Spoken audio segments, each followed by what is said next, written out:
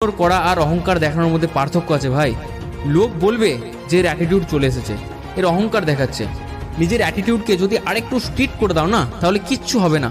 লোক তোমায় কিছু বলার আগে ভাববে, আর এটা তো পাথরের মানুষ, একে কিছু বলে ফায়দা নেই। হ্যাবিট নাম্বার 3, জীবনে যতটা পজিটিভ থাকা জরুরি, না বলাটাও ঠিক ততটাই জরুরি। যে বেশি সহজ সরল মানুষ হয়, সে সহজে কাউকে না বলতে পারে না, সব কাজের জন্য সে তৈরি থাকে।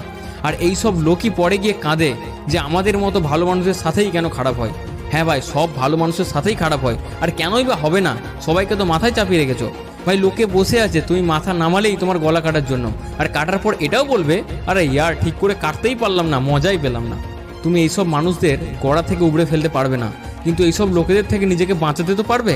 আরে দরকার নেই তাদের কথা শোনা, কোনো দরকার নেই তাদের কথা মেনে চলা। খুব বেশি হলে কি করবে? তোমার উপর রাগ করবে, তোমার সাথ ছেড়ে দেবে। আরে তারা ছেড়ে দিলে কি থোড়ি তুমি মারা যাবে? কিন্তু নিজের জন্য বাঁচতে তো শিখে যাবে। যদি তুমি কাউকে ইগনোর করো, তো সে তোমার কিচ্ছু করতে পারবে না, না তোমাকে সে সেটা করা থেকে আটকাবে। কেননা সেটা সেই কাজ যেটা শুধু তুমিই করতে পারো। ইগনোর